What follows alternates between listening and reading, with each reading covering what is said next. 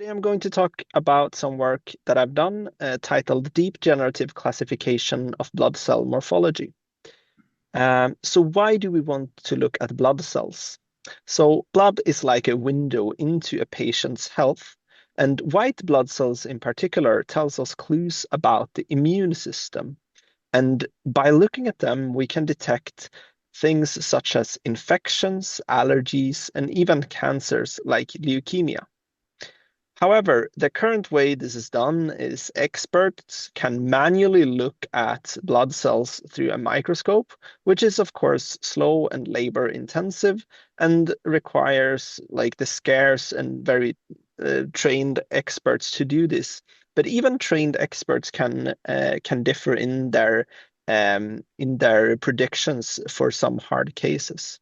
And this is where AI has potential to make faster and more consistent analysis.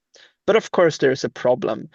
AI today is like black boxes and is therefore really hard to trust and therefore are not implemented in reality.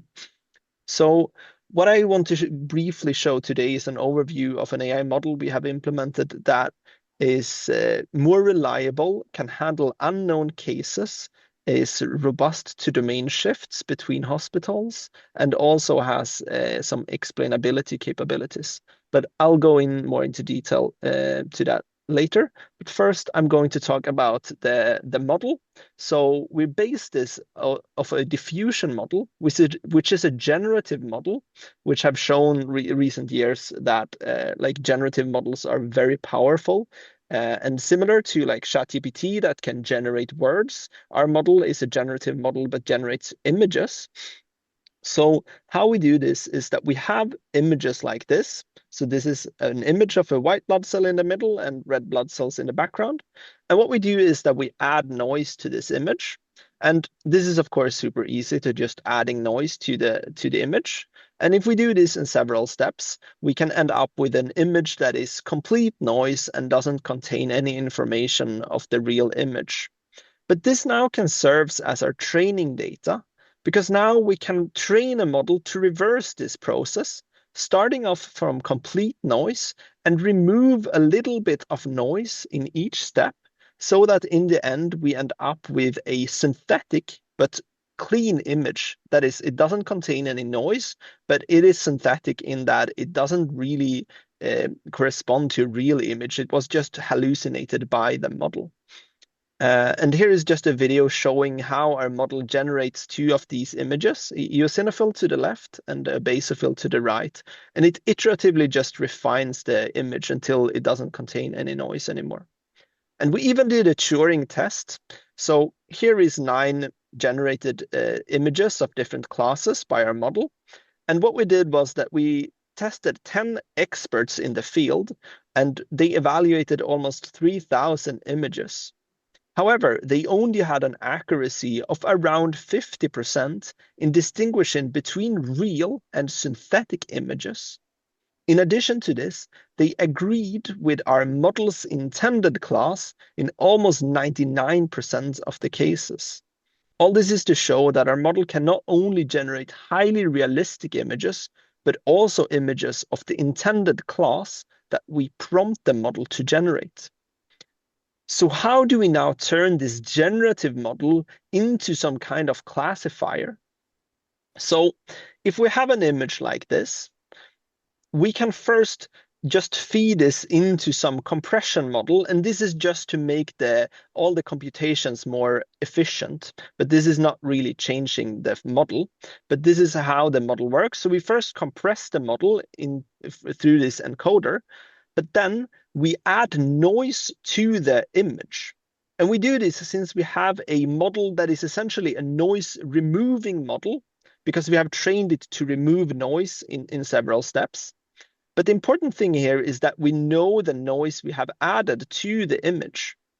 And what we do now is that we take this noisy image that we do not know the class of, but we know the noise we have added to it, and we feed that through our model that will then predict the noisy part of this model. But what we do here is a trick that we condition the model and telling the model look, here is an image of, say, class 1. Go now and remove the noise. And then we do the same procedure, but we tell the model this is of class 2. And then we do it again and again for each class in our data set. And the model will predict slightly different noise depending on which noise or which class we have told the model that this image is of. And of course, now we can compare the real noise that we actually added with the noise that the model predicted. And essentially, we can, this is just showing the math for it, but it's essentially super easy. We compare the real noise we added with the predicted noise for the model for all different classes. And essentially, if we do this enough times, the predictions become better and better and better so that the minimal distance between essentially the noise we have added and the predicted noise is minimized for the correct class.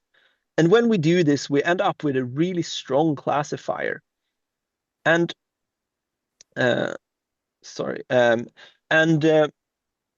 what we end up with here is a model that is reliable to domain shifts. It has a confidence measure that even outperform human clinicians themselves. It can handle unknown cases, and it has some explainability capabilities. So first off, the reliable confidence measure. First, we compare this with other state-of-the-art models, and our model performed the best here. But we even compared it with the human clinicians, and our model was much more reliable because humans can be quite certain in some predictions while still be completely wrong, while our model follows a smooth relationship between its confidence measure and its actual accuracy. And this is important because now we can trust the model when it says it is certain and just automate all of those cells. And when the model is uncertain, we give those to a clinician to have a second review. And of course, this is important because we have hundreds of thousands of cells in just a small drop of blood. And therefore, clinicians never look at all the cells. But by combining the clinician with the AI that can look at much more cells, we can cover a much more cells and therefore find these rare cells much more easily, and which human clinicians might miss because it doesn't look at as many cells. And secondly, it could handle unknown cases and ask the human for help. And this is really important because all these odd cases won't be in the training data set of the model. And normal models will just be very confident in some of the classes it has been trained on because it has never been trained to actually handle unknown cases, while our model, which is trained as a generative model, has the capability to actually ask the human for help because we can see in its confidence that it is very uncertain, and then it will ask a human instead of making a confident prediction, which will be wrong in the case of unknown data. And thirdly, we tested the model's capability of training the model on data from 4 different hospitals, and then trying to do the domain shift of testing it on different hospitals. And in all 4 hospital cases we tested our model on, it was much more reliable than the current state-of-the-art models, showing that if you use a generative model like our model instead of a discriminative model, then you get much more robustness to domain shift, which is really important if we want to deploy this in the real world. And finally, our model has explainability capabilities where we can essentially do some counterfactual explainability. So what we can do is, if we have the top left image here, we can ask the model, if this image instead were a neutrophil, what would you change in the image? And out comes a heat map like this. And this is not some arbitrary trick we lay on later, but this is actually the native output that we can ask the model for. Because remember, we have a generative model, so we can actually ask the model questions like this. And if we, to the top right here, overlay this on the original image, we see that it's actually precisely just looking at the granules in this image to distinguish between these two classes, which is exactly what the clinicians would say is the difference between these two classes. So yeah, thank you for listening. And if you have any questions, I'm happy to answer them. And the paper got recently published in Nature Machine Intelligence if you're interested in more details.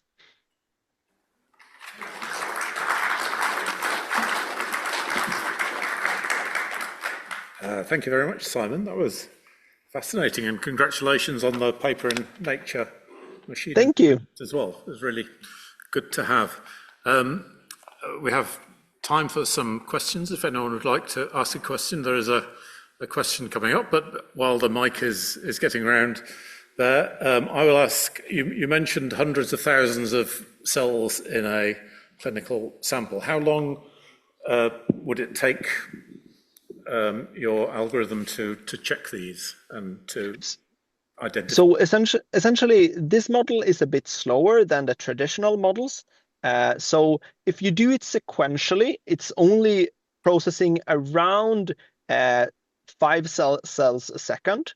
But of course, you can do this in parallel. So it's no problem if you spin up 2 instances in parallel, then you double the speed and you can just iterate on that. And we also have some tricks so we can actually speed it up, but we haven't done it for this paper. But around 5 cells a second is what the best we can do right now.